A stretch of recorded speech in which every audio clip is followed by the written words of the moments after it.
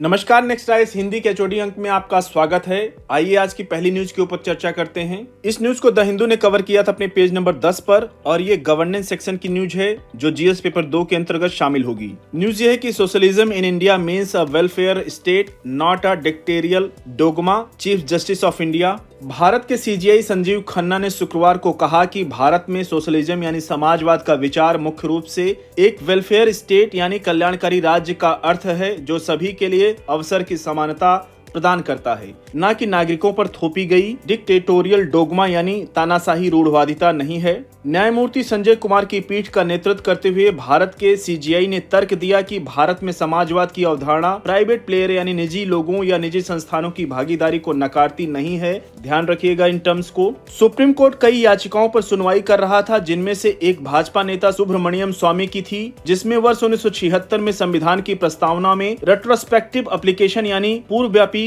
आवेदन के साथ समाजवादी धर्मनिरपेक्ष शब्दों को शामिल करने को चुनौती दी गई थी। याचिकाकर्ताओं ने संविधान के 42वें संविधान संशोधन अधिनियम 1976 की सेक्शन 2 की वैधता और विशेष रूप से प्रियम्बल यानी प्रस्तावना में बदलाव को चुनौती दी है। याचिकाकर्ताओं में से एक ने तर्क दिया कि समाजवाद की रूढ़वादिता या कह लें हठ धर्मिता अन्य विचारों पर हावी नहीं हो सकती है। तो याद रखिएगा, इंपॉर्टेंट न्यूज है। अगली न्यूज की ओर बढ़ेंगे। इस न्यूज को द हिंदू ने कवर किया था अपने पेज नंबर 1 पर और ये इन्वायरमेंट सेक्शन की न्यूज है जो जीएस पेपर 3 के अंतर्गत शामिल होगी। न्यूज ये है कि Baku talks run into overtime amid row over climate finance. Baku जो अजरबैजान की राजधानी है उसमें क्लाइमेट टॉक्स यानी जलवायु वार्ता को आगे बढ़ा दिया गया है क्योंकि विकासशील देशों ने जलवायु वित्त प्रतिबद्धताओं की कमी के कारण लेटेस्ट ड्राफ्ट एग्रीमेंट को अस्वीकार कर दिया है। विकसित देशों ने वर्ष 2035 तक सालाना केवल $250 बिलियन की पेशकश की जो विकासशील देशों को सहायता देने के लिए वर्ष 2030 तक आवश्यक $700 बिलियन से बहुत कम है। इस प्रस्ताव में अफोर्डेबल टर्म्स यानी किफायती शर्तों की गारंटी नहीं थी, जिसके कारण कई देशों और सिविल सोसाइटी ने इसकी आलोचना की। क्लोज डोर यानी बंद कमरे में बातचीत जारी रहने के दौरान यूरोपीय यूनियन और अन्य डोनर कंट्री ने प्रतिवर्ष $1 ट्रिलियन की मांग का विरोध किया है। एग्रीमेंट में वर्ष 2035 तक वित्त पोषण को बढ़ाकर $1.3 ट्रिलियन प्रतिवर्ष करने का आह्वान किया है, जिसमें विकसित देश प्रतिवर्ष $250 बिलियन का योगदान देंगे। इस न्यूज को अच्छे से कवर कीजिएगा, इंपॉर्टेंट न्यूज है। अगली न्यूज की ओर बढ़ेंगे। इस न्यूज को द हिंदू ने कवर किया था अपने पेज नंबर 12 पर और ये इकोनॉमी सेक्शन की न्यूज है जो जीएस पेपर 3 के अंतर्गत शामिल होगी। न्यूज ये है कि agriculture services sector offer skilling opportunities study. World bank के jobs at your door step skill gap अध्ययन में कई भारतीय राज्यों में सेवा क्षेत्र में स्कूल आधारित स्किल एवं कृषि आय वृद्धि के लिए महत्वपूर्ण अवसरों पर प्रकाश डाला गया है। केंद्रीय मंत्री धर्मेंद्र प्रधान और मनसुख मंडाविया द्वारा जारी किए गए इस अध्ययन में स्कूल से काम करने के लिए संक्रमण के लिए 14 हाई डिमांड ट्रेड्स की पहचान की गई है, यानी 14 उच्च मांग वाले क्षेत्रों और ट्रेडों की पहचान की गई है। अब बात करते हैं इसके मुख्य निष्कर्षों की। सबसे पहले कृषि की बात करते हैं। बागवानी, डेयरी फार्मिंग, पशुधन, स्वास्थ्य और जलीय कृषि में अवसर हैं। आय वृद्धि एवं उद्यमिता की संभावना है कृषि के क्षेत्र में। अब बात करते हैं मैन्युफैक्चरिंग यानी विनिर्माण क्षेत्र की। एमएसएमई एवं बड़े उद्योगों में मध्यम स्तर के अवसर जिसमें बहुकौशल प्रदर्शन और उचित प्रमाणन की आवश्यकता होती है। अब बात करते हैं सर्विस सेक्टर की। बहुकौशल और ज्ञान पर ध्यान देने के साथ खुदरा, आईटी एवं बैंकिंग में बड़े अवसर हैं इस क्षेत्र में। अगली न्यूज की ओर बढ़ेंगे। इस न्यूज को द हिंदू ने कवर किया था अपने पेज नंबर 13 पर और ये साइबर सिक्योरिटी से जुड़ी हुई न्यूज है जो जीएस पेपर 3 के अंतर्गत शामिल होगी। न्यूज ये है कि government notified telecom cyber security rules. केंद्र ने भारत के संचार नेटवर्क की सुरक्षा के लिए दूरसंचार साइबर सुरक्षा नियम प्रस्तुत किए हैं। अब बात करते हैं मुख्य प्रावधानों में क्या क्या शामिल किया गया है। दूरसंचार कंपनियों को एक चीफ टेलीकॉम सिक्योरिटी ऑफिसर की नियुक्ति करना होगा और 6 घंटे के भीतर सुरक्षा से जुड़े इवेंट यानी घटनाक्रमों की रिपोर्ट करनी होगी। 24 घंटे के भीतर उन्हें इफेक्टेड यूजर्स सेवा व्यवधानों और उपचारात्मक कार्रवाइयों के विषय में विवरण प्रदान करना होगा। सरकार साइबर सुरक्षा उद्देश्यों के लिए दूरसंचार संस्थाओं से ट्रैफिक डेटा उनसे मांग सकती है। डेटा IMEI नंबर वाले डिवाइसेस के यूजर्स को भारत में पहली बार बिक्री से पहले सरकार के साथ डिवाइसेस रजिस्ट्रेशन करना होगा। ये पहले बाद में डिवाइसेस का रजिस्ट्रेशन होता था, बिक्री होने के बाद। मान लीजिए आप मोबाइल परचेज करते हैं तो उसके बाद सरकार के साथ आपका IMEI नंबर रजिस्टर्ड होता था, लेकिन अब बिक्री से पहले होगा।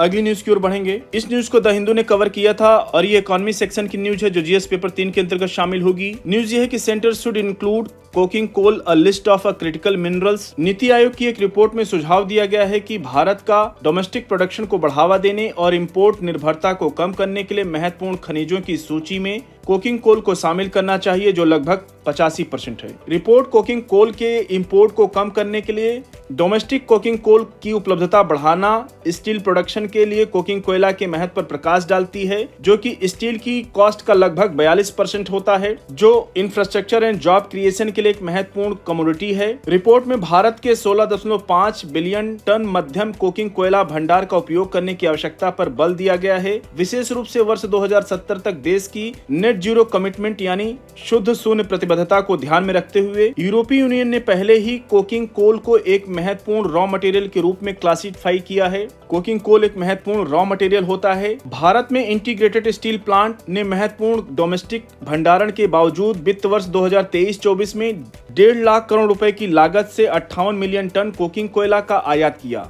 रिपोर्ट में भारत के इस्पात क्षेत्र में कोकिंग कोयला सुरक्षा के लिए घरेलू उत्पादन बढ़ाने के लिए विशेष व्यवस्था की मांग की गई है। अगली न्यूज की ओर बढ़ेंगे। इस न्यूज को द हिंदू ने कवर किया था और ये हेल्थ सेक्शन की न्यूज है जो जीएस पेपर 2 के अंतर्गत शामिल होगी। न्यूज ये है कि rise in mpox cases, WHO keeps highest alert level. Mpox की चर्चा हम लोग पिछले अंकों में कर चुके हैं, बहुत ये चर्चा में रहा है। आइए देखते हैं अभी क्या लेटेस्ट डेवलपमेंट है। WHO ने कहा कि उसने एमपॉक्स महामारी, एमपॉक्स आप जानते हैं मंकी पॉक्स बहुत चर्चा में रहा, महामारी के लिए अपनी चेतावनी को उच्चतम स्तर पर रखने का निर्णय किया है क्योंकि मामलों और प्रभावित देशों की संख्या लगातार बढ़ रही है। ये चिंताजनक स्थिति है। एक बयान में कहा गया है कि निर्णय मामलों की बढ़ती संख्या एवं निरंतर जियोग्राफिकल एक्सपेंशन यानी भौगोलिक प्रसार और एक सुसंगत प्रतिक्रिया की आवश्यकता पर आधारित था, जिसे पहले मंकी पॉक्स के नाम से जाना जाता था।